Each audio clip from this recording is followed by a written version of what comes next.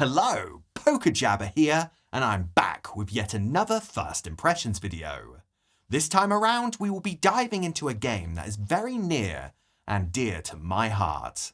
I am of course referring to the recent Metal Gear Solid Delta release, a remake / remaster?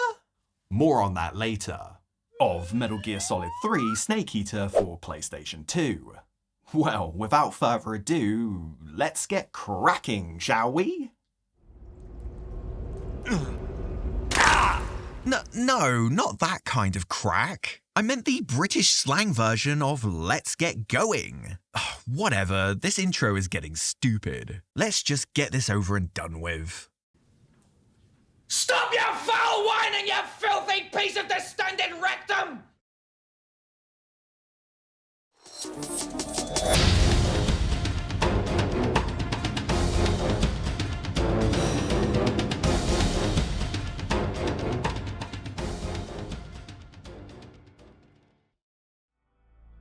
Oh, Metal Gear Solid 3. How much I love thee. As most of you who have seen my previous videos have probably guessed, I was not hyped at all to hear about a remake for this game being in the works. To be fair though, I haven't been excited for a game since 2015's Metal Gear Solid V: The Phantom Pain, and 2016's The Last Guardian. Those were the two last times I have ever been enthusiastic for a new release. And I just want to emphasize that those two games weren't disappointing to me or anything, nor did they ruin my ability to be pumped up for future games because I actually love both of them. But for some unknown reason, I just stopped being giddy after that point when new games got announced. So Delta being a remake has nothing to do with my lack of anticipation for it. It's more that I just don't get that excited for any game really. I think it's important to establish that just in case people thought I was being biased right from the start.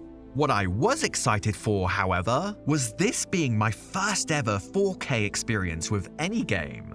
I saved up a shit ton of money over the course of like 8 months to get myself a pretty decent monitor, and was hoping I'd enjoy myself as much as I did when I played the System Shock remake, which ended up becoming my first 2K experience. Unfortunately, my time with Metal Gear Solid 3 Delta was somewhat of a disappointment. Now, I have a pretty decent rig that is more than capable of running games in 4K, but man, Metal Gear Solid Delta was just a fucking shit show from start to finish. What is this? That was when I decided just for fun to tweak the graphics down to low, and to my surprise, the game somehow ran worse. The most stability I got was when I put everything on moderate, and unfortunately, I found this out far too late. I was about 5 hours into the story by the time I realized that was the best setting to go with, but that doesn't necessarily mean all my issues were over. The shadows in this remake are absolutely bonkers and seem to have no idea what they want to do at times. Then there were occasions where the ground was covered by these weird inky blotches on the floor, which made me feel like I'd booted up the wrong game, half expecting Mario to drop in to clean this shit up.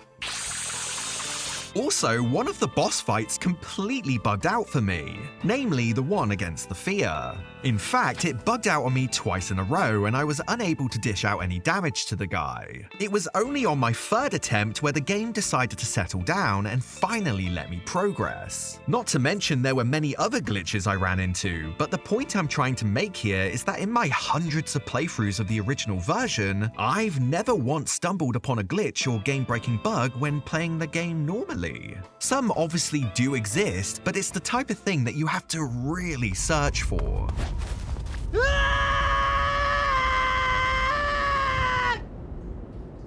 I'm gonna puke. You're just never going to stumble into this type of thing naturally. In the remake, stuff like this happens quite a lot, and it could be enough to completely spoil someone's first-time experience with the series and potentially put them off from getting their hands on the other titles. That performance though, geez, I can't wrap my head around that. There's just no excuse for poor performance when the level structure is so condensed like it is in MGS3.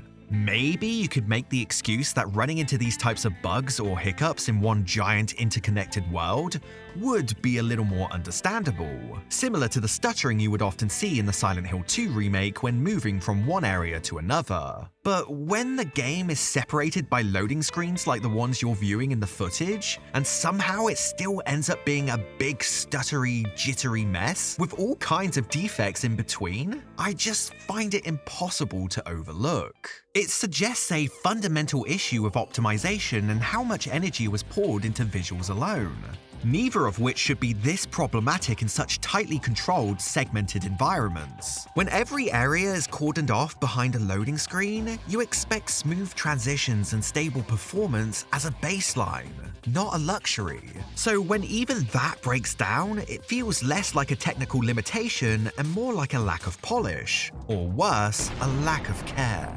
I don't usually like to harp on about stability in video games because the sad reality is that people will always have varying experiences with it when playing on a PC, since there are just a million different setups and variables at play.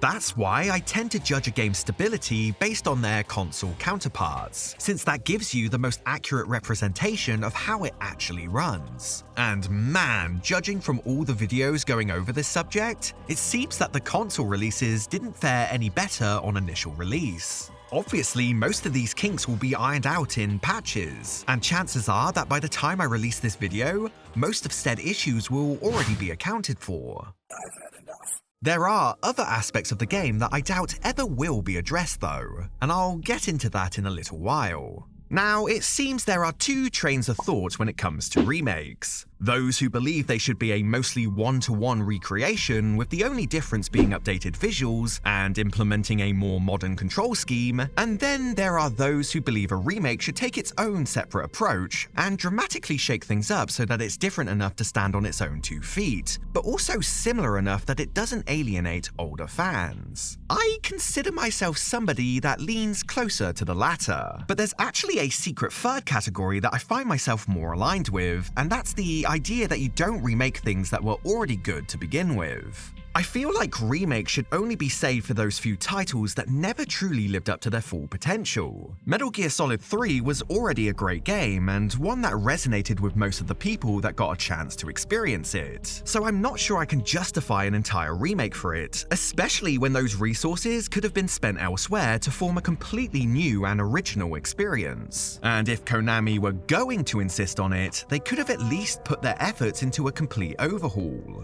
That's not me saying they should have made it open world. I think we have far too many of those types of games already. But I definitely would have liked to have seen the levels expanded upon or changed up somewhat. But poker, I hear you say. Didn't they do exactly that in the Silent Hill 2 remake? And yet you shat all over that game. Well, yeah. I can still judge something based on its own merits though, and I mean that in the sense that just because it does decide to do something differently, which has the potential to be good, that doesn't mean it's suddenly free from criticism if it turns out that new approach is worse, which is my main issue with the Silent Hill 2 remake. It's not the fact that they changed things that I have a problem with, it's more so that the changes they did make, when examined closely, just ended up leading to a worse game. The other problem with the Silent Hill 2 remake is that the gameplay never changes throughout. It's a 20-hour experience where the combat is exactly the same from start to finish. So when they expanded the game to be a lot bigger than the original, they didn't take into account the repetition that would be involved with that. Metal Gear Solid 3, on the other hand, is a game that rewards experimentation, and you can change your playstyle on the fly. So for example, you can go through the whole game, guns a-blazing, or you can tiptoe your way around like the sneaky snake that you are. You're also given an entire arsenal of gadgets and gizmos to toy around with that can make each playthrough feel like its own unique experience. The game is just ripe with possibilities. In contrast, Silent Hill 2 gives you a choice of only 2 things. You can either shoot at an enemy, or you can hit them. So I sure hope you're into that, because that's the main thing you'll be doing throughout the 20-hour runtime.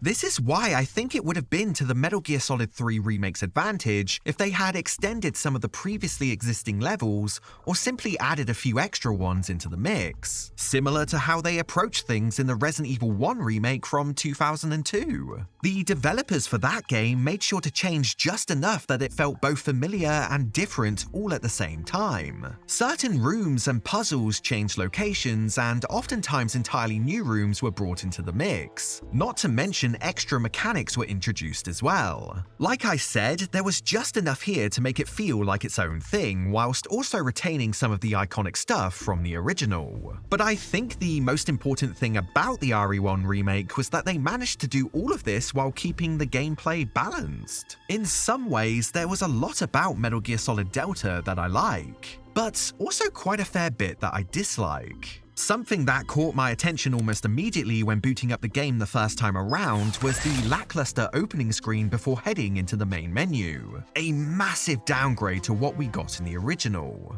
Not only did it do a far better job of hyping you up for what was in the main game, but you could also interact with it by pressing specific buttons on the controller, changing things like the colors and patterns in the background, as well as speeding up and slowing down the action on display. This probably ranks up there as one of the greatest main menu screens ever put into a game. And if the original developers were capable of placing so much thought and creativity into something as simple and insignificant as a startup screen, then you can only imagine the effort that must have been placed into the rest of the game. So straight from the get-go, I was already a little worried about the remake. And before anybody starts typing away in big capital letters highlighting that yes, the original opening screen is indeed still in this version, believe me, I am already aware of that. But it doesn't hit the same way when you have to manually go into the menu and change the option to Legacy in order to be greeted by this screen. Plus, newcomers to the game aren't going to know it's even there. So they are, for all intents and purposes, stuck with the default inferior screen the remake developers intended for them to see. I had no idea it was even there until after I beat the game. Why not just have the vastly superior screen be the first thing you see upon booting up?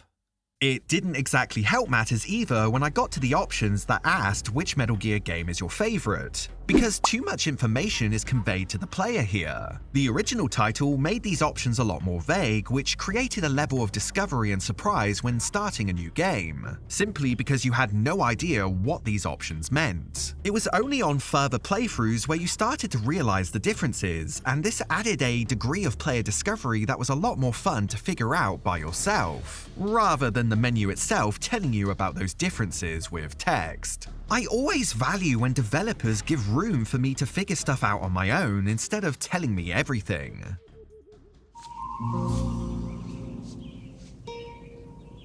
What the fuck is this piece of shit?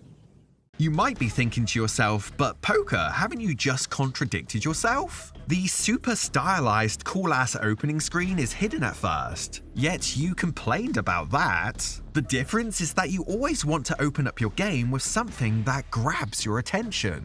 The original version of Snake Eater accomplished exactly that. It did a fantastic job of leaving a good impression on people before heading into the game proper, which is why it hits differently than all this other stuff that affects gameplay, which was always intended to be ripe for experimentation. So it's fair to say that I was starting to become rather concerned with the direction this remake was going in.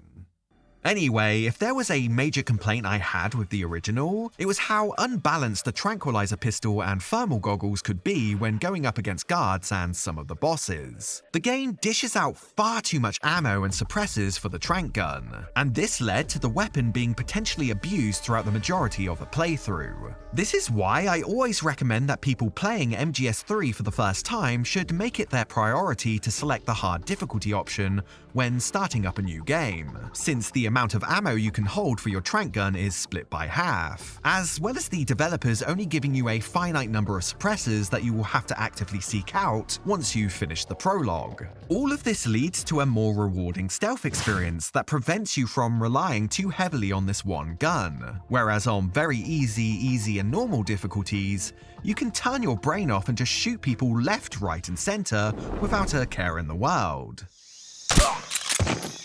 Anything that forces you to come out of your comfort zone, especially in regards to a stealth game like this, is always a good thing, because it encourages you to try out different tactics instead of relying on a safer method over and over.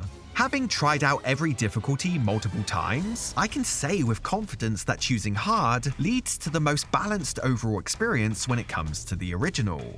I wish I had selected it on my initial playthrough back in 2004. I would also recommend that you just ignore the thermal goggles altogether. Trust me on this, okay? That's why the main change in mechanics that impressed me the most with the remake was the inclusion of bullet drop for the tranquilizer pistol. Listen, anything that makes that weapon more difficult to use is always going to be a good thing. And now that it features bullet drop, it means you can no longer snipe enemies from long distances and get rid of the threat before it even has a chance to get close to you. This extends over to the boss battle against the end too. I always found it kinda ridiculous that you were able to take out the world's greatest sniper with a pistol that had more accuracy than his rifle.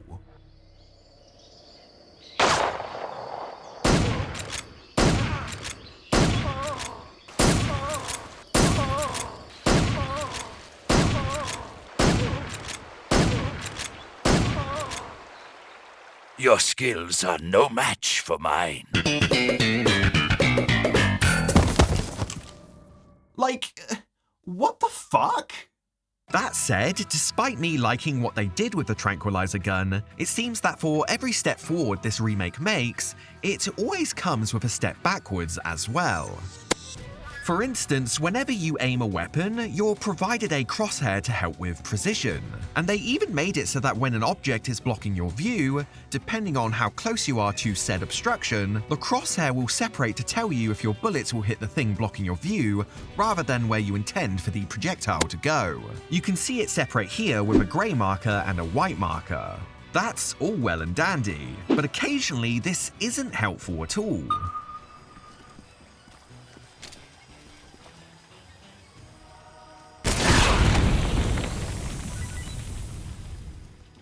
This is my job. Where was the grey and white marker on that one? Huh? Something else I know that a lot of people took issue with in the original, although I myself don't quite feel the same way about it, is the sheer amount of pausing the game expected from you and menus you will be cycling through in order to do things like eating food, changing camouflage, reading the map, and healing injuries. I personally have no qualms with the camouflage or food system, and I'm surprised how many people seem to have convinced themselves that they needed to swap out uniforms every couple of feet or so, which I don't think was meant to be the intent. I always got the impression that you were supposed to pick out a decent all-rounder for the environment you were in, and occasionally would transition to something else every few areas or so. As long as you kept low to the ground and out of the guard's patrol routes, even with a low camo percentage, you'd usually not run into too many problems. So if you were the type of person that played it like this, where you moved out of the grass, saw that your camo suddenly sucked, paused and then changed it, only to crawl a few feet and make it to the next set of bushes and then changed it back again? Well, I don't know what to tell you. I never felt like pausing to eat food was quite intrusive enough to get on my nerves. I think the stamina aspect of the game was pretty fun, especially once you figure out there's an entirely optional friendship dynamic that is built around it if you call paramedic on the radio when capturing wild flora and fauna. It's crazy how many people miss out on the banter between Snake and paramedic, which probably ranks up there as one of my favorite friendships in all of gaming. In some cases, a trained Great Dane can be more dangerous than a human opponent. Watch out for them. Interesting. Forget it, Snake. Forget what? You were thinking about how they taste, weren't you? I wasn't thinking. Don't lie to me. I could tell by the look on your face. You can't see my face. No, but I can imagine it. Don't you dare think about trying to capture an attack dog. You hear me? Yeah.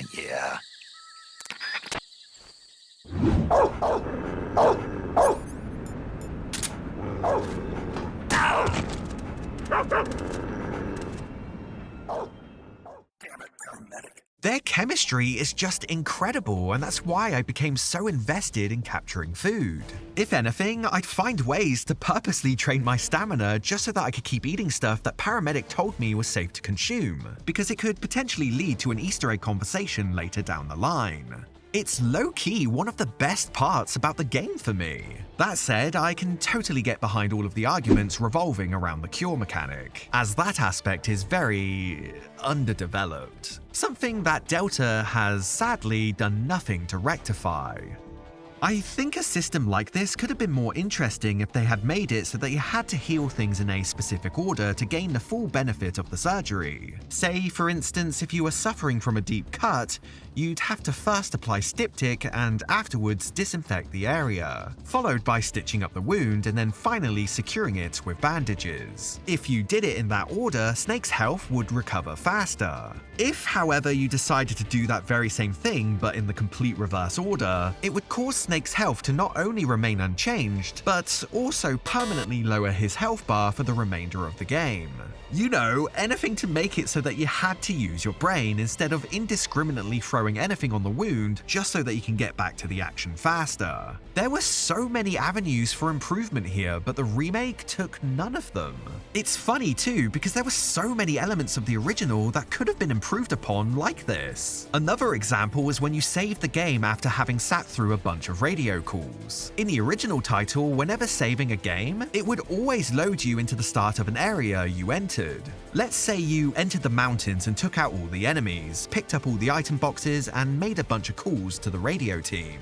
Well, if you decided to save here and leave, you'd find that all of your progress when loading up that same save file would be lost, because it would start you back at the transition screen into the area, rather than exactly where you left off. That means all those guards you took out, items you picked up, and conversations you had would need to be done all over again. This naturally could be a little frustrating to somebody who's new to the game that didn't realize this was how things worked. The remake has some of the same issues, which I was amazed to see was kept in the final product. This becomes even more confusing when you consider that they went out of their way to make other quality of life changes, like allowing you to pause the radio screen in the middle of a discussion and being able to skip chunks of the dialogue to get to the vital parts without the voice acting coming to a stop like it did in the original.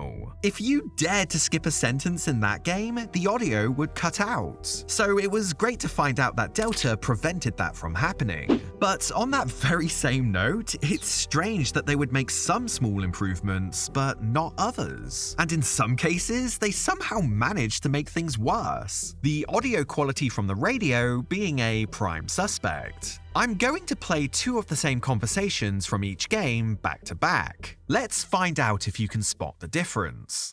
When you kill an enemy, hide the body in the grass or at some other location where it won't be spotted. Stand near a fallen enemy and press the weapon button with no weapon equipped to grab the body. Hold the weapon button and move to drag the body. Release the weapon button to put the body down. When you kill an enemy, hide the body in the grass or at some other location where it won't be spotted. Stand near a fallen enemy and press the reload button to grab the body. Hold the reload button and move to drag the body. Release the reload button to put the body down. In the survival viewer, choose Weapon from the backpack. Your available weapons will be displayed in a window in the upper left. From that list, choose the weapon you want to equip and press the Enter button. In the survival viewer, choose Weapon from the backpack. Your available weapons will be displayed in a list on the screen. From that list, choose the weapon you want to equip and press the Enter button. As some of you have probably guessed, there are a bunch of audio discrepancies at play in the remake, and it astounds me how much worse the dialogue sounds. Not only that, but I noticed a couple of occasions where the original voiceover was altered. I thought perhaps one of these alterations had come from the 3DS version, notably the exchange Snake and Eva have about calorie mates, since that version of the game features alternative dialogue regarding the controls and the Yoshi figures Snake can find. But nope, that one also mentions the word fat. So now I'm stuck here wondering if the developers for the remake were coerced into doing it by the company that makes calorie mates, or if it was a conscious decision by Konami. But then that doesn't explain the changes to Sigyn's dialogue, so I'm just like, bleh? The remake also seems to be missing those small moments where Snake would sarcastically look at the camera while talking on the radio. Like during the argument he has with Zero when the topic of how dark the caves are gets brought up. Or the radio call when leaving the warehouse before fighting the end. It's surprising how much humor this added, and it impressed me how they included it into the original game at all. Stay alert. Yeah, I'd hate to have it be the end for me. That's why it saddens me that this didn't make it into the remake. Other noticeable things stuck out to me too. Like occasionally when you ate an animal, you'd be treated to these small videos showing Snake chowing down on them. But one of the limitations from the original came in the form of Snake's attire not always lining up with what you were wearing at the time. I know it's only a tiny detail, but I feel like the remake could have easily changed it so that the clothes Snake had on in the video matched the ones he was currently in.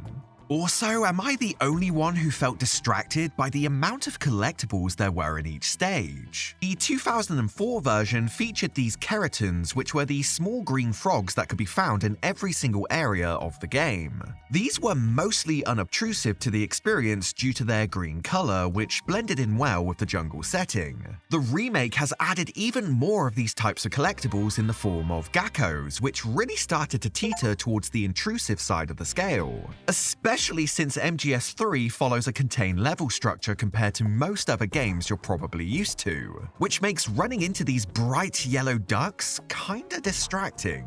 They, of course, did try to cover them up somewhat by adding a layer of dirt to them, but that only goes so far when one side is always bright orange. I really do feel like the keratins more than sufficed, but when you suddenly have both geckos and keratins sprinkled all over the place in these very small areas, then yeah, they pop up a bit too much for my own liking. Especially when I'm trying to immerse myself in this jungle setting.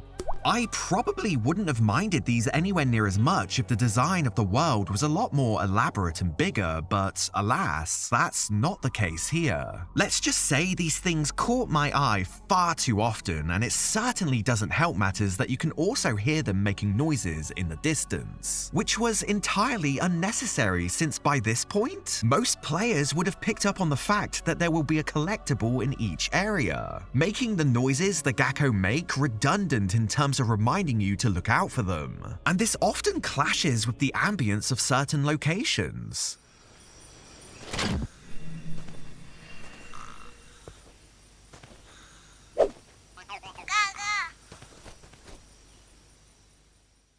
I mean, do they really need to be making sounds on top of being brightly colored too? Talk about overkill. Other small annoyances I had came in the form of traps and how Snake's body seems to clip through many of the hidden ropes. Again, I'd expect stuff like this to be made better, not somehow worse. Other changes I didn't like were things like the new recording for the Snake Eater song, specifically the delivery of the second line. Now, I'm not going to pretend like I know anything about music, but the way she says, "What a thrill," sounds extremely off to me and doesn't flow into the next line nearly as well as the original. With darkness and silence through the night,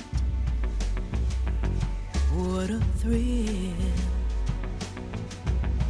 I'm searching and I'll melt into you. With darkness and silence through the night, what a thrill. I'm searching and I'll melt into you. You see what I mean? Each line meshes into the next one organically, but the remake's version doesn't achieve this. It feels more like the lyrics just come to an abrupt stop. I don't know, something about it just didn't sit right with me. And then we have what sounds to me like auto-tune being used. I've listened to the original dozens of times and I feel confident in saying that if it does feature auto-tune, it's incredibly well hidden, and I've just never been able to hear it, whereas it seems very pronounced in the remake. There'll be no one else crying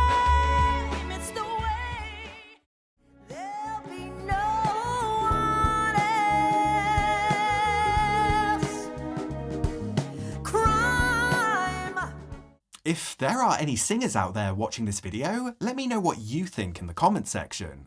I'd like to hear the opinion of a professional, because admittedly, I don't have the best ears when it comes to this stuff. Or I should say ear, because I'm actually partially deaf in this one. So yeah, share your thoughts below. Another complaint is that when the song plays during the famous ladder climb, it doesn't quite sync up with the length of the climb itself, unlike in the original. I'm still in a dream, snake eater.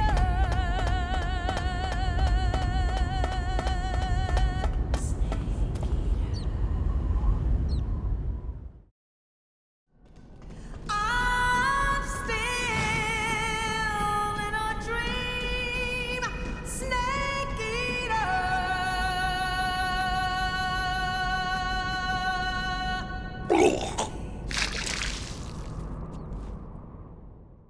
What other flaws did I notice? Oh yeah! The guards themselves are a little slower to react to things. When sneaking up behind someone in the original, if you moved too quickly and weren't using the stalking mechanic, the guards would immediately turn around, which makes sense given the circumstances. If you're alone in the jungle and are patrolling an area and suddenly hear footsteps coming up behind you, chances are you are going to spin around very quickly to see who or what was making the noise. I highly doubt a normal reaction from somebody would be to slowly look over their shoulder and turn around gradually like you see here. Maybe you might turn around this way if you're in a heavily guarded location. So for instance, an area like the base just before the Ocelot boss fight where you know other people are close by, because the person walking up behind you might be one of your comrades coming over for a quick hello. But when it comes to the jungle itself and there's nobody else nearby, I think this kind of snappy reaction feels a lot more reasonable. Enemies also seem a little slower to react when spotting Snake from a distance or people he has knocked out. Take a look at these two different reactions and the speed in which the guards hurry over. What's wrong?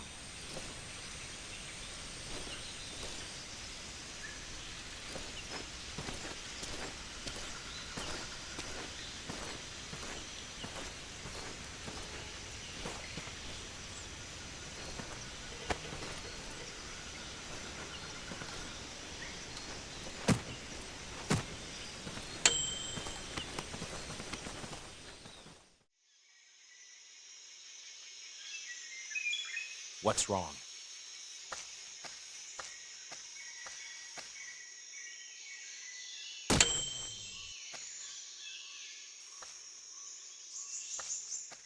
One is clearly a lot quicker than the other, and I think this is a good thing since any mistakes the player makes should be punished accordingly.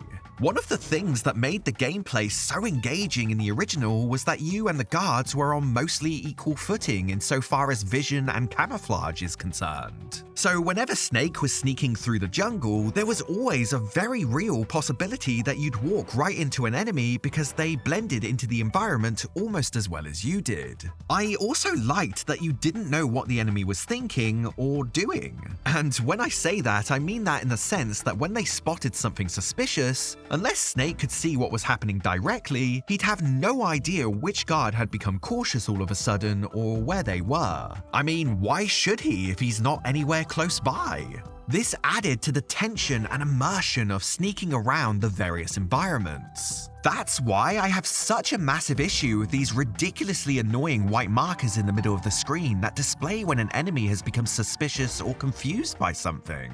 Whenever these white markers popped up to tell me exactly where an enemy was and what they were up to, all it ended up doing was 1. Making the game easier, and 2. Taking away that element of the unknown that made the moment-to-moment sneaking so exhilarating to begin with. Snake isn't meant to be a psychic after all. It's frustrating to see the great strides the remake took to make certain elements of the gameplay more challenging, only for it to deliver other, more baffling design decisions like adding an overlay that lets you know where enemies are when they become suspicious, as well as making them slower to react to things. All I can say is thank God they restrained themselves enough to not implement Witcher vision when using the stalking mechanic though. You know, though, in a way that revealed enemy locations even further or highlighted traps on the ground when roaming around the environment, because that is something that could have easily destroyed the whole game.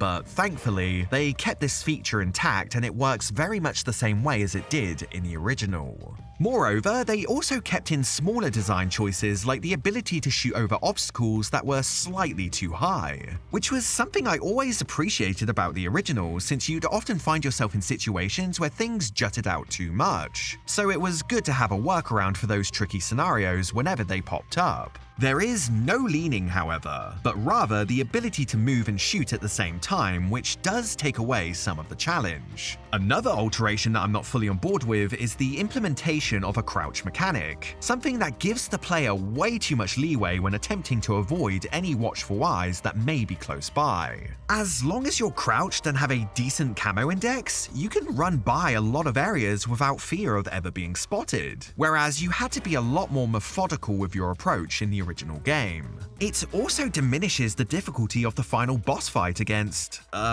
well, the boss. Even if you wear something with a bad camouflage percentage in that encounter, like the outfit I'm wearing on screen currently, as long as you're ducking down and are a somewhat decent distance away, she'll usually be unable to spot you. The original 2004 title would only allow you to stand or crawl while moving. There was no in between. You could of course kneel down, but you wouldn't be allowed to run around while in this stance, and I think it actually adds quite a bit of balance to the proceedings. If you crawled on your stomach during the fight with her, you wouldn't be able to comfortably get potshots in through all of the foliage blocking your view, even when using the previously mentioned mechanic of sticking your head up slightly, as opposed to the remake where you can just remain crouched the whole fight and keep shooting at her through the long grass. Of course, not every single area is affected by this, but some of the larger locations like this one are. It should also be noted that the final showdown between the boss and Snake has been made worse even beyond that. For some unknown reason, the development team behind this remake came to the decision to include cutscenes whenever the boss and Snake engaged with CQC, which on the surface wouldn't be so bad, but in practice can really disrupt the flow of the fight, especially the first few times where you're caught off guard by the timings and are forced to sit there waiting for the boss to dismantle your weapon. The reason why this worked in the original was because all of it took place in gameplay. Even if she managed to get the better of you and threw your weapon to pieces, the animation was extremely short and you were back on your feet in barely any time at all. The remake, however, opted to force a cutscene on you each and every time she defeats you, which is made all the more infuriating when you haven't had a chance to learn the timings to reverse her. This means a lot of people are likely to end up being forced to view multiple of these mini cutscenes, which interrupts the gameplay. Nothing pisses off a player more than when they fail at something, only to then be punished for it even further by having to sit through an unskippable animation that lasts way longer than it needed to. It's the equivalent of somebody walking into the room, confiscating the controller from you for like 10 seconds, and then eventually giving it back. Alright, your ass is grass, boss. Here I come.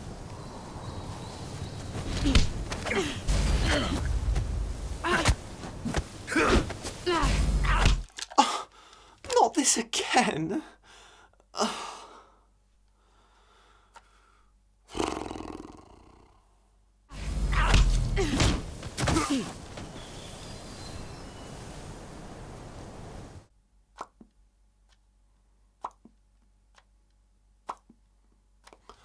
Fuck this.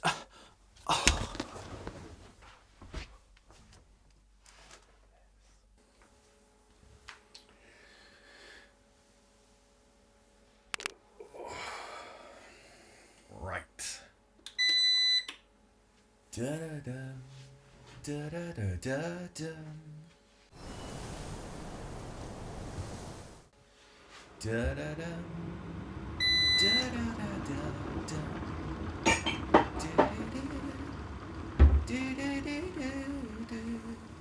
Dum dum dum, da dum da da dum.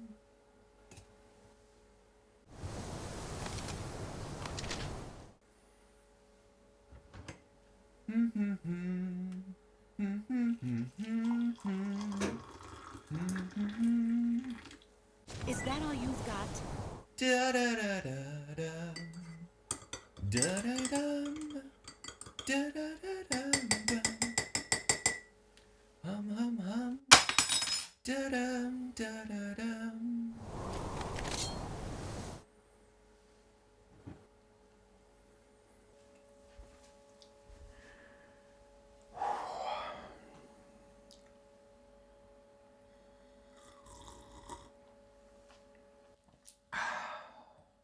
Welp, that proves without a shadow of a doubt that tea to a British person is better than sex. That was certainly refreshing. Now where were we? Get ready! No. No.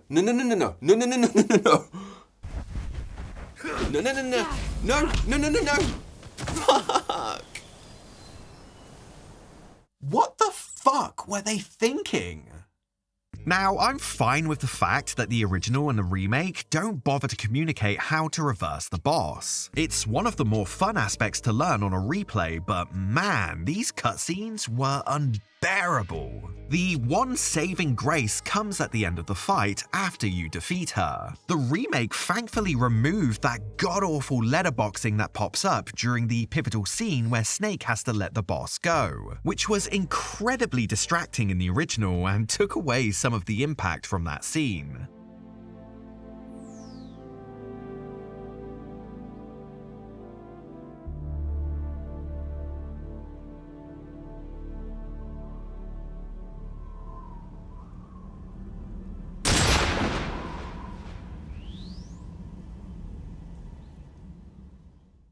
So at least the remake has that going for it. Oh, and there were a couple of extra Easter eggs included in the final showdown too, which is a neat bonus. Can I also just say, and I know this might be a bit of a hot take to some, but I generally found the controls to be far clunkier in the remake in terms of feedback. Sure, the controls in the original can take some time getting used to, especially for those who are new to the series, but I would consider them the type that become more and more rewarding the longer you spend time with them. It's not so much the button combinations themselves that bother me in the remake, but the amount of time it takes for some of them to register when you press them on the controller. An example of this is the rolling function. As you can see from the footage on screen, there is a huge delay from when I hit the button to when Snake actually performs the action.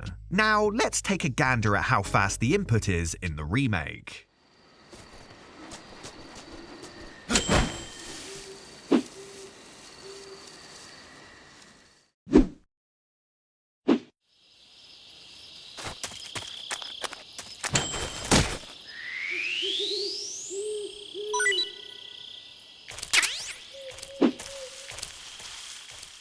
That's a pretty significant delay, which may not seem like much on paper, but it can mean the difference between success and failure when you're in the middle of a huge firefight or a boss fight where those button inputs are even more vital. The most irritating section of the game for controls, in my experience at least, was when going up against the pain. I can't even begin to describe to you the amount of times I'd received damage from the controls being so slow to register. Like whenever jumping into the water to escape the pain's bullet bees, only for Snake to float there on the surface like a child with inflatable balloons under his arms, refusing to go underwater even when I'm spamming the button. Again, we can compare the two games side by side and time them. Go! Get him!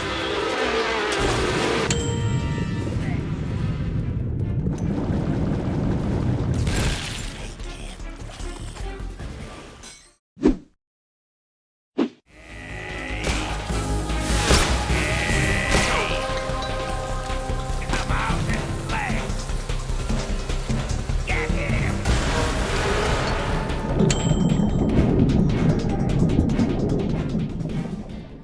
That's a bigger delay than the one between Half-Life 2 and 3. I also noticed that Snake is unable to switch items anywhere near as quickly as he was able to in the original.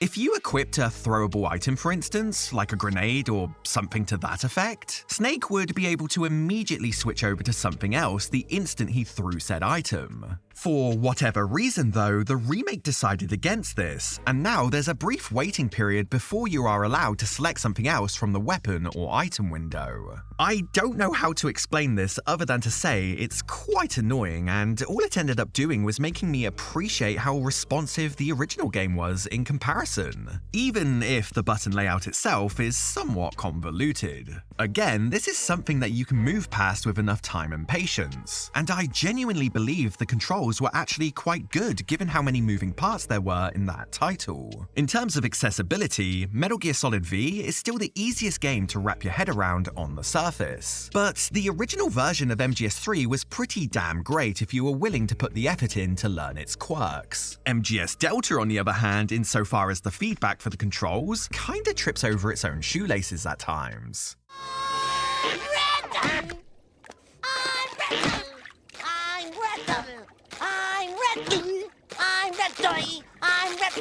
I don't understand this modern fixation devs have with incorporating these weighty, heavy movements when controlling characters in games, instead of fluid motion where you actually feel like you're in complete control. It means that every time I make a mistake, I have no one to blame but myself. But when it comes to something like Delta, more often than not, I can't help but point the blame at the game itself. I have to assume this is an issue with interpolation, which in basic terms means the transition between two animated states. Observe how I go from standing to crouching in the footage. That is interpolation. Now, it seems there was a period in video games where the interpolation between two different states was a lot snappier than it is now, because I guess developers prioritized responsive controls over realism. Whereas that approach has been flipped on its head in a lot of the stuff that comes out today. It seems devs now want longer transitions between two animated states in order to make things feel more real or human while moving,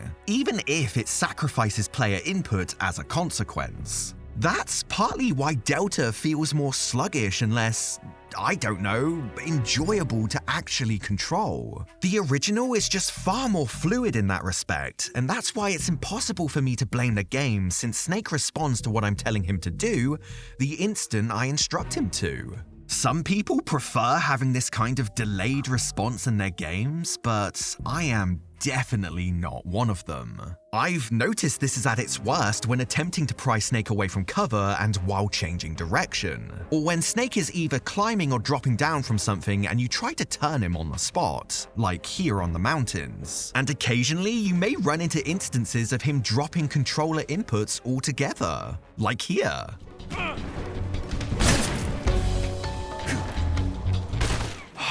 In your own time, Snake. The original also gave you a window of invincibility frames after taking a large amount of damage, something that wasn't balanced at all in the remake and often leads to extremely unfair moments where bosses spammed moves against you, whereas you weren't allowed to do the same to them, the Fury being one of them. That's not to say the original is free from criticism though, specifically those rare occasions where Snake is crawling over geometry that meshes together with another piece of geometry at a different height or angle. This can cause Snake to kneel briefly, in effect bringing your camo percentage way down for a split second, and sometimes this is enough to attract a guard's attention. What was that? Snake also has a tendency to get his legs caught on trees while turning when crawling too close to them. Anybody who has spent a significant amount of time with the original likely knows what I'm talking about. All in all though, I think the remake has slightly more problems with this kind of stuff than the original version had, and there's really no excuse for it too. It did come out over 20 years later, after all.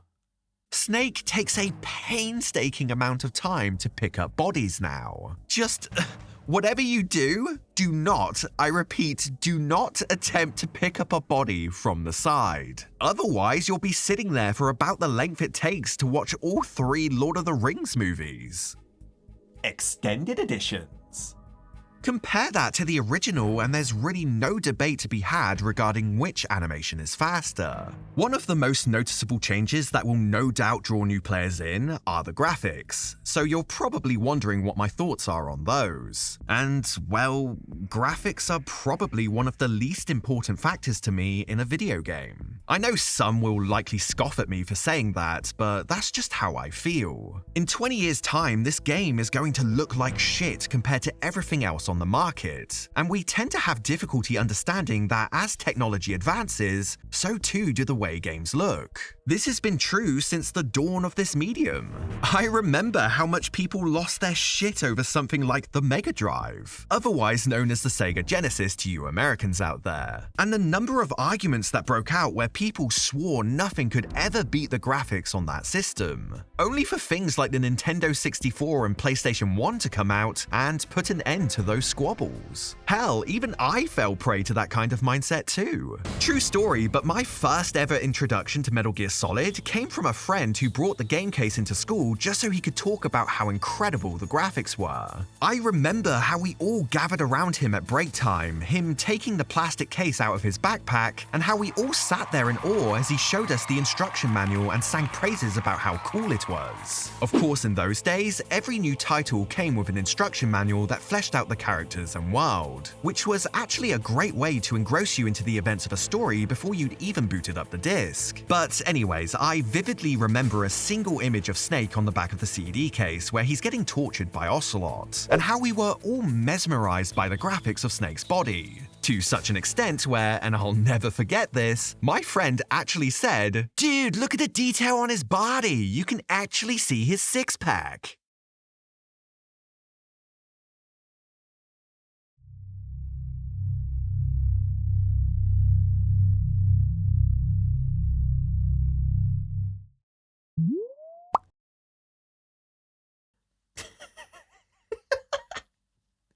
True story, by the way.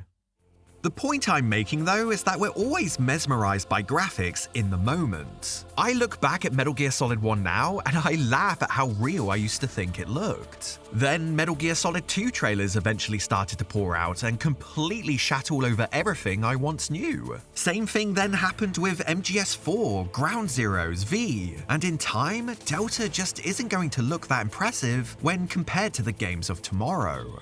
Graphics just don't matter at the end of the day. What does matter, however, is the experience you had while playing these titles. I don't remember a game like the original Metal Gear Solid because it had awesome graphics at the time of its release. I remember it because of its incredible story, its characters, its stealth gameplay, set pieces, and how it utilized the medium in ways that hadn't been done before. That's the stuff that truly sticks in my memory, not the fucking graphics. Does Delta look good now? Sure, until they do another remake of it in 20 or 30 years. And by then, nobody is going to have anything positive to say about these graphics. Games that attempt to go for a realistic look generally suffer the most from this, whereas games that separate themselves from reality don't tend to age.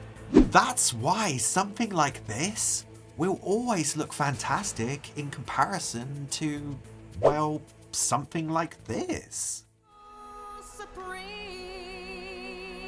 Thank you, Snake.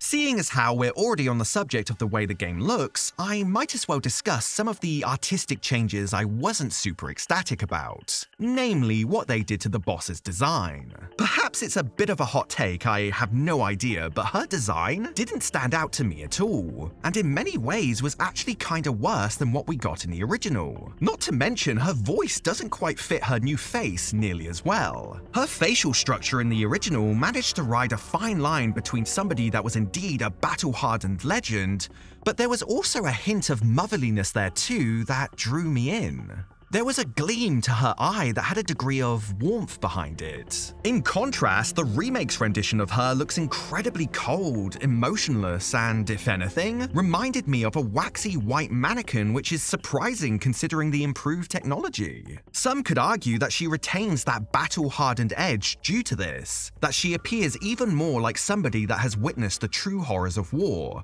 hence the coldness. And sure, I guess that's partly true, but that warmer aspect from her original design was just lacking here, and this strangely made me not like her nearly as much. I also have a few complaints about Ocelot's redesign, that being the fact that he looks way too fucking old. The original version didn't have a problem with this. He appeared the exact age he was meant to. This really added to the comedic sections where he is meant to embody somebody that is immature and has that troublemaker-esque childlike attitude about him.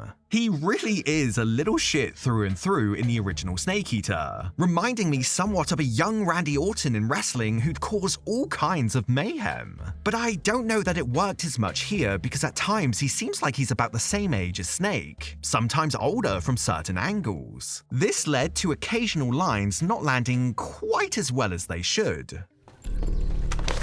Don't. Why? He's still young. He's too young? He looks like he's the same age as you fucking melon. And that brings us to Snake himself, and I think his facial appearance is mostly fine, though I do find his hair distracting. That hair does not look like it belongs on that head. I don't know how to explain it, but it's got this overly flowy, far too animated structure to it. Like he spends every waking moment stylizing the fuck out of it with hair products. Kinda like what you might expect from the head of a Japanese Gen Z kid who's attempting to impress all his friends. It's just... It stood out far too much for me, which is made even more apparent by the time you make it to the end of the game where it still hasn't lost any of its structure or flamboyance. At least in the original game, it was just meant to represent regular hair. It was neither bad looking nor good looking. And because it wasn't attempting to be impressive or acting as eye candy in any way, it ended up feeling more appropriate to what you might expect from a soldier entering a mission. As for all the other characters, I don't have much to complain about. Eva was fine, Zero was fine, Paramedic, she was fine, Sigint, Granin, Volgin, they were all fine. It's just a shame that all the important characters ended up being distracting to me in some form or another. Oh, and then there's also the subject of the green filter that was prominent in the original and the exclusion of it here, which I felt fit the atmosphere of the jungle setting rather well. What they did in the remake is almost the equivalent of taking the greener color grading away from a film like The Matrix. Although subtle, things like The Matrix and MGS3 hit differently without it. And I know there's an option to make Delta greener in the settings, but it's switched off by default, meaning newcomers are not experiencing Kojima's original vision because most players aren't likely to know about this setting. And then there were many other touches too that I didn't agree with, but we'd be here for hours if I listed them all.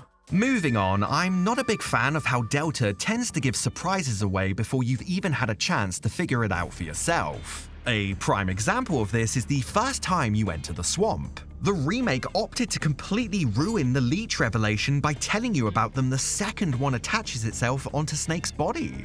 It was so much better in the original where you'd slowly come to the realization yourself that something was wrong with your stamina, and how it suddenly began to drain so quickly. And you'd either have to investigate the survival viewer yourself, or eventually find out what was going on from Paramedic. The remake took away all sense of discovery from this small yet kinda cool moment. It's like the game is on training wheels and it just took away from the fun of figuring it all out unprompted. I wish I could say this was a self-contained incident too, but sadly this mentality from the developers of Delta carries over to many other sections. For instance, the part where you're locked away in a jail cell will also give you a small pop-up in the bottom corner telling you to check the survival viewer, completely giving away the secret transmitter that was placed on Snake's body. And again, all it does is take away the fun of finding it on your own.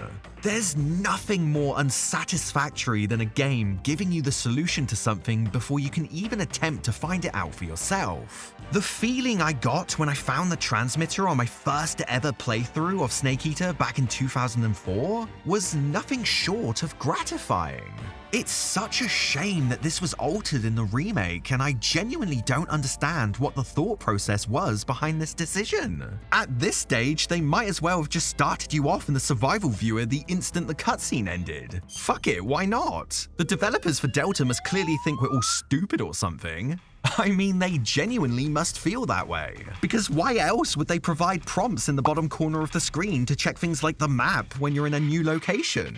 Acting as though you're too dumb to follow a linear path to the next goal. I get that sometimes levels can seem big at a first glance, but more often than not, there's only ever one direction to go in, so it would be surprising to me if anybody legitimately got lost when exploring. So I ask the question again. Why the button prompts? Why do you have no confidence in us to figure shit out?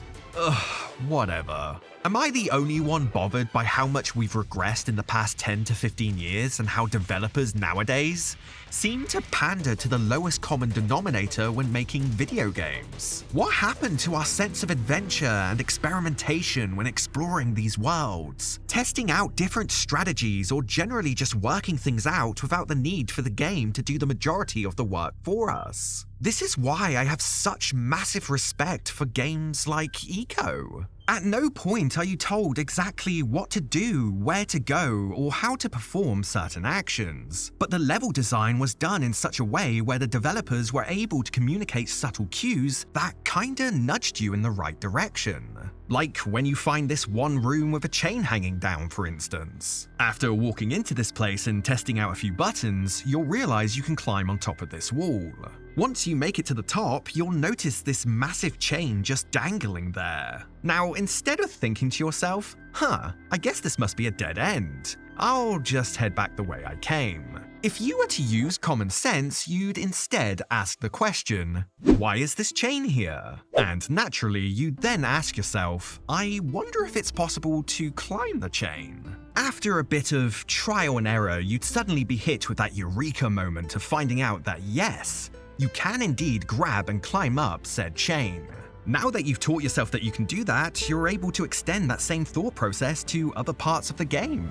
The knowledge of this mechanic stays with you and can now be utilized for other puzzles. The game was genius for the way it approached this kind of stuff and how organic it all felt, and is honestly all the better for it. How did we get to where we are now, where we need tutorials for every single minute action we can make, mechanic we can use, or basically any kind of bump in the road we stumble upon altogether, as well as button prompts that take away all sense of player agency?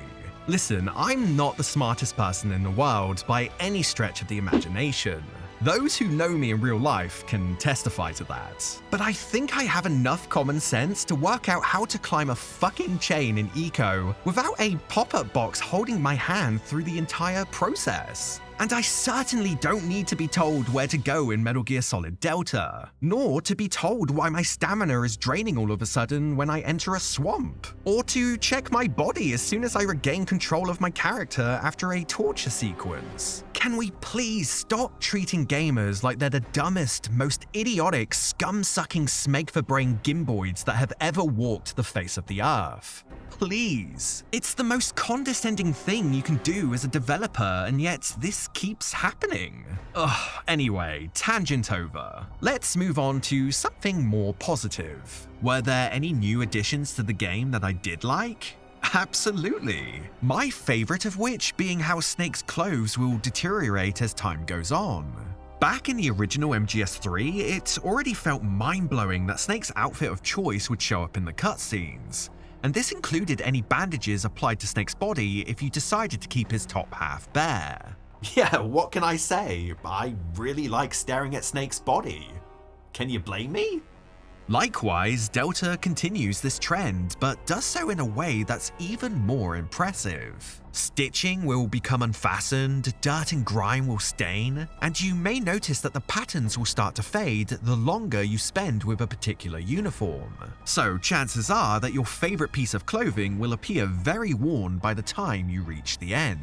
It doesn't just stop there though, because this kind of detail carries over to Snake as well. Any serious injuries that are sustained over the course of the game will persist and can be seen in later cutscenes. Details like that can really enhance the experience for me, because it's a reminder that your actions have consequences on Snake, and this is a great way to draw you closer to him as a person. potentially influencing the way that you approach any given situation now that you're aware that your actions can directly impact his condition from both a gameplay perspective as well as his physical appearance. Any game that showcases somebody's slow deterioration as events unfold is usually a good thing.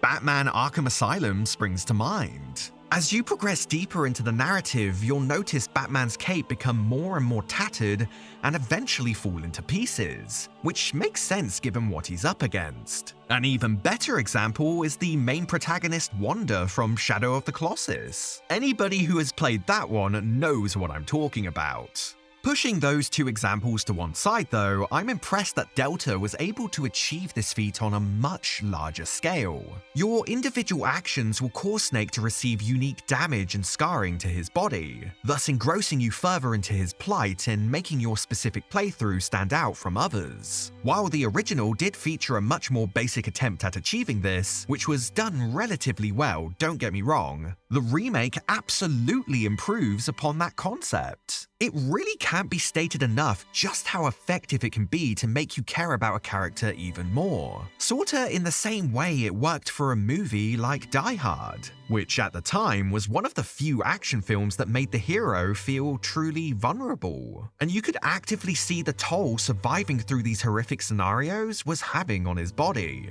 The reason why this is important is because it added a degree of weight to the situation knowing that the main character was just as fragile as the rest of us, making it easier to relate to him. In turn, giving off the impression of an underdog, and audiences generally like to root for those guys. And that's exactly what Snake feels like in this game. I've been wishing for a title to do something like this for a while, and I think Delta succeeded admirably in that area. It's by far the most refined aspect in the remake next to the adjustments that were made to the tranquilizer pistol. In addition, I appreciate that guards will sometimes carry secret tapes on them too. And this is good because it incentivizes you to once again not rely as heavily on merely shooting people in the head with the tranquilizer gun from a distance, as the only way to collect these things is to hold up a guard by sneaking up behind them. Similar to how you would in Metal Gear Solid 2 if you wanted their dog tags. Oh, and I definitely can't forget the long-awaited return of the secret Guy Savage minigame, which, to be blunt, is fucking awesome. Though I wish it was kept as an Easter egg for people to discover themselves on a subsequent playthrough if they missed it the first time around, rather than it getting unlocked immediately after you beat the game whether you found the Easter egg or not. I can't get on board with that. It's like the equivalent of Dark Souls nudging you in the shoulder after beating it and saying, hey you, did you know? There was an entire section you missed. Yeah, it's this beautiful snowy place called the Painted World. Here, let's just unlock it in the main menu so that we can brag about the amount of content our game has. Instead of, not telling you about it and letting something like this remain a surprise for another playthrough. I'm glad it's in the game, but it's clearly intended to be an Easter egg and is meant to fit in with the joke that whenever somebody talks about vampires around Snake, he'll end up dreaming about them. That's what made it so funny. Outside of those four things, however, every other change is either a regression, a sidestep, or a minor quality of life improvement. What do I think overall? Well, it's difficult to say. On one hand, this is still the best stealth game that's come out in years. Easily the best one I've played since Metal Gear Solid V. Or 5 if you wish to be uncultured. It's safe to say that over the last decade or so, the stealth genre has fallen from grace. A part of me still thinks that people should go back and play the Subsistence version first, or at least the HD Master Collection, and then give the remake a try afterward. Yeah, I've been put in a tough position on this one.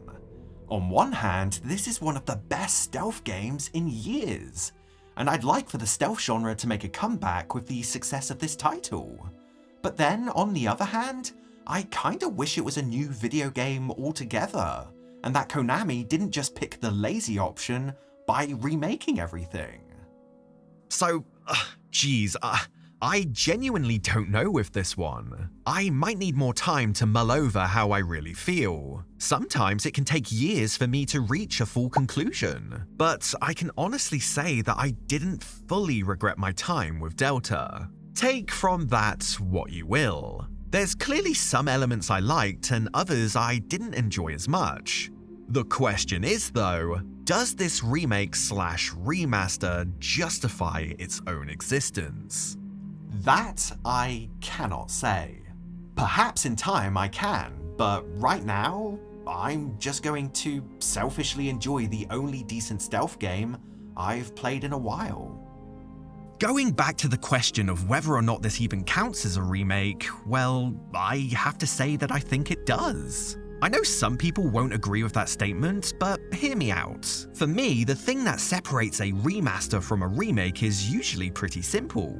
A remaster tends to only change a single component of the original game. You see, a lot of older titles were designed with CRT TVs in mind, meaning remasters have to update the image to make it so that you can enjoy the original experience on a modern TV or monitor. The core features like the gameplay, art design, level structure, performances, etc. usually remain untouched, but now they can be enjoyed on modern hardware. And I know what you're thinking. But poker, Metal Gear Solid Delta has kept most of this stuff intact. Yes and no. While the level design, performances, and camera angles are the same, I can't say the same for the art style and gameplay. These two things, from my point of view at least, feature enough alterations to separate it from a mere remaster into a soft remake. Parts of the essence of the original vision aren't quite the same anymore, which means that the feeling you get while playing hits slightly differently. Take something as simple as the moment-to-moment stealth gameplay, like being able to crouch away past many obstacles. The original version was a lot more methodical with your movements and was a tiny bit more unforgiving if you attempted to quickly move from one area to the next, essentially making it so that you felt like you were treading on eggshells with every action you took.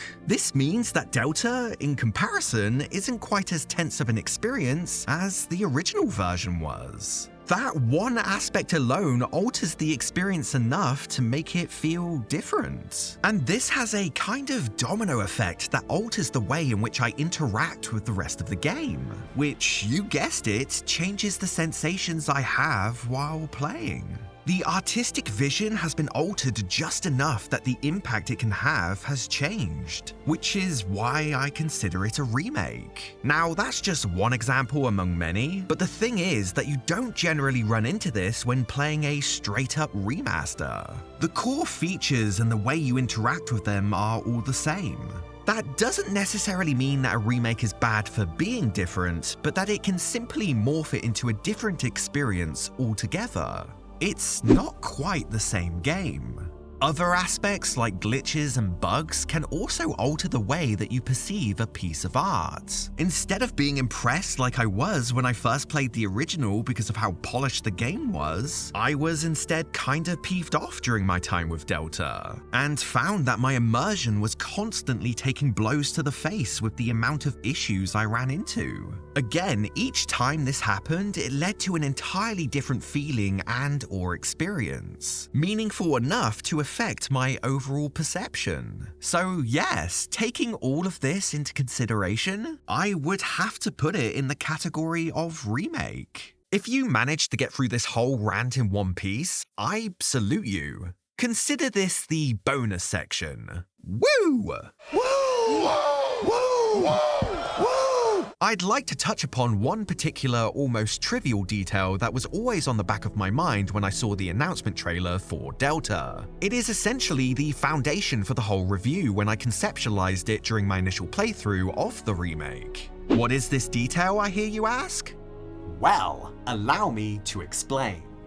In the original version of Snake Eater, when entering first-person view, by closely examining his weapon, you may have noticed that Snake's hands ever so slightly twitch. This was meant to represent Snake's heartbeat, and I always appreciated that Kojima added tiny nuances like this into many of his games. So of course you can understand the disappointment I had when I realized this was missing in the remake.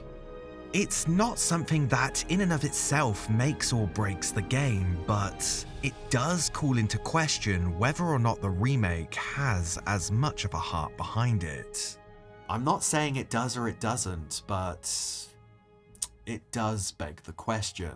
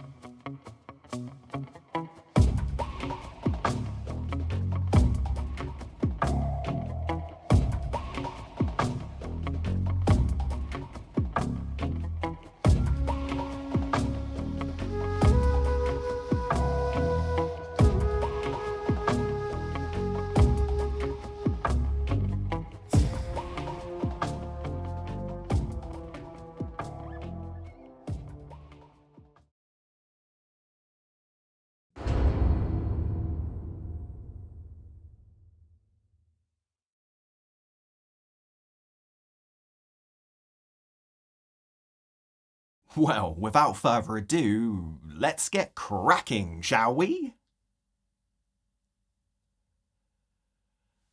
God, I'm such a fucking dork.